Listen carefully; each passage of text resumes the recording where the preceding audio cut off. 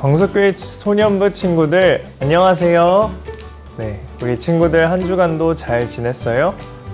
지금 코로나가 이렇게 전국적으로 2.5단계에 있어서 좀 많은 가게들도 많이 어렵고 또 친구들의 활동도 많이 이렇게 제한이 있을 것 같아요.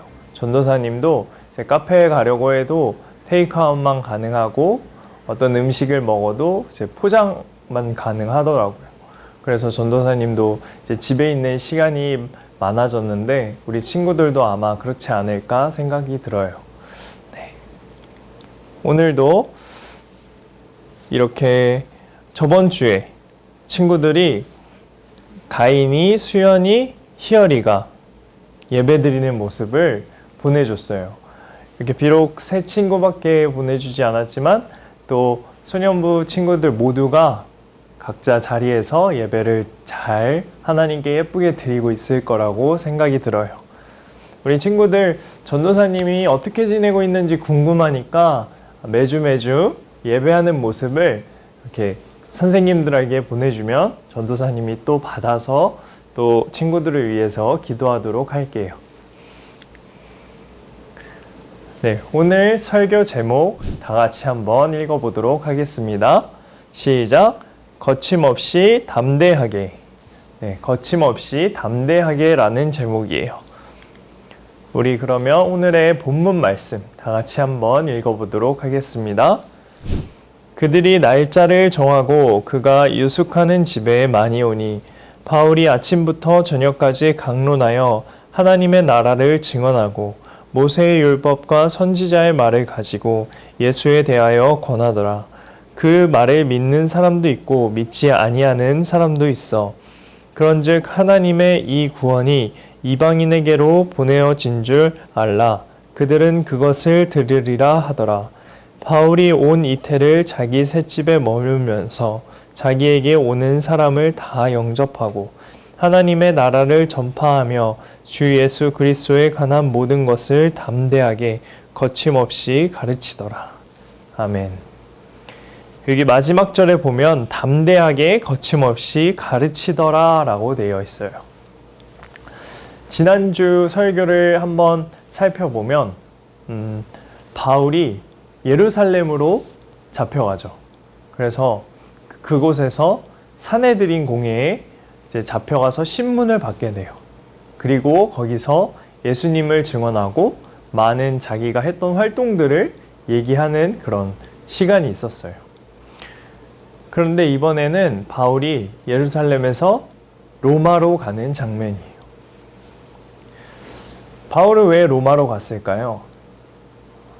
유대인인 동족이 자신을 이렇게 죽이려 하고 위협하기 때문에 본인 스스로를 변호하고자 가이사에게 이렇게 항소를 했답니다. 그래서 굳이 로마까지 안 가도 되었지만 무죄로 풀려날 수 있었지만 바울이 그럼에도 불구하고 로마를 간 이유는 동족 유대인들을 고발하기 위해서가 아니라 그들에게 자신의 신변을 변호하고 싶었던 거예요. 그래서 로마로 가는 길에 이렇게 유로굴라라는 풍랑을 만나게 되기도 하고 섬에 갇혀서 독사에게 물리기도 해요. 그렇지만 바울은 무사히 로마에 도착을 합니다. 그리고 이제 로마 군인의 안내에 따라서 집에서 이렇게 시간을 보내게 돼요.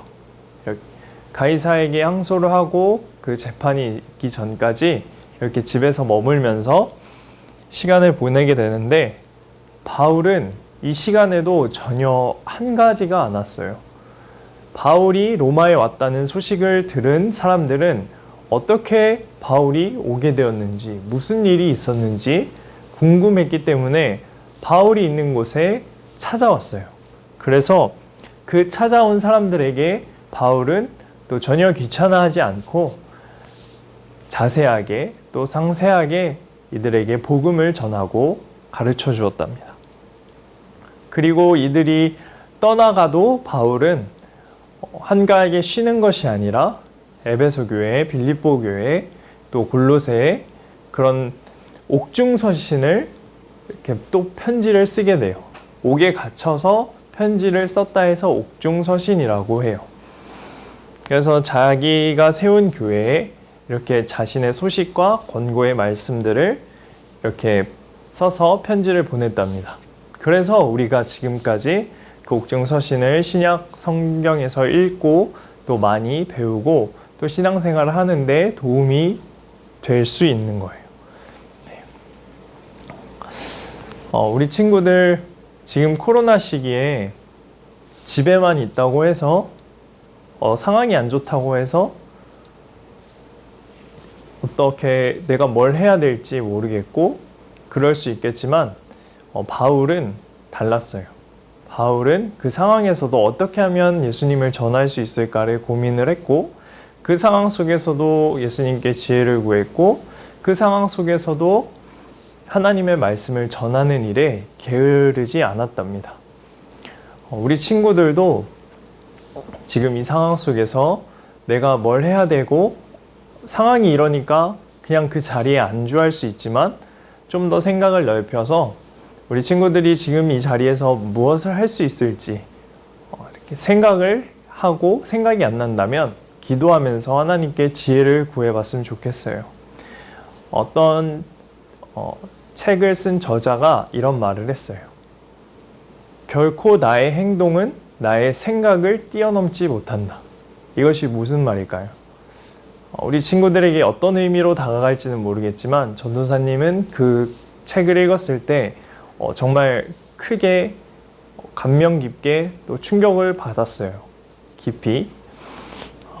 왜 그러냐면 내가 어떤 일을 할 때 내가 못한다고 내 생각이 못한다라는 생각을 하는 순간 나의 행동은 그 생각을 뛰어넘을 수 없다는 거예요. 내가 할 수 있다고 해야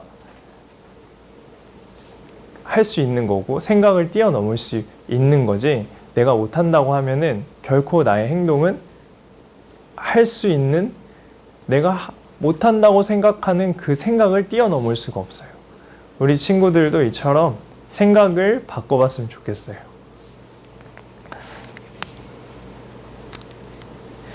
바울은 이렇게 혼자 고독한 생활을 하고 있지만 고독하지 않았어요. 이것이 무슨 말이냐면 바울은 늘 자신을 지켜주시고 자신과 함께 하시는 예수님을 끝까지 의지하고 예수님에게 위로를 받으면서 그 시간들을 보냈어요. 로마에 2년 가까이 있으면서 예수님과 함께 했던 바울, 그 상황에 굴복하지 않고 늘 복음을 전하기 위해 힘썼던 바울.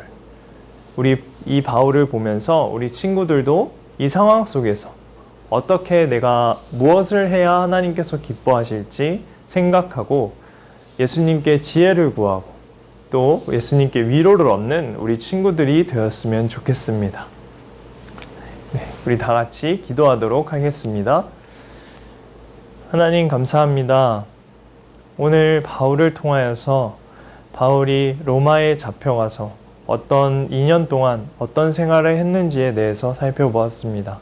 바울은 그 상황에 굴복하고 그 상황에 좌절하는 것이 아니라 어떻게 하면 내가 하나님을 전할 수 있을지, 어떻게 하면 이들에게조차 복음을 전할 수 있을지를 생각하면서 늘 주님께 위로받고 또 늘 주님을 의지하면서 2년을 지내고 또 마지막에 순교를 하였습니다. 하나님, 이처럼 우리 아이들이 하나님을 의지하며 이 상황 속에서 어떻게 하는 것이 지혜로운 것인지 늘 하나님께 묻고 기도하는 우리 친구들 될 수 있도록 주님 도와주세요. 감사드리며 예수님 이름으로 기도드립니다. 아멘. 네, 우리 친구들 또 한 주간도 아픈 데 없이 건강하게 잘 지내시고 또 다음 주에 건강한 모습으로 만나요. 안녕.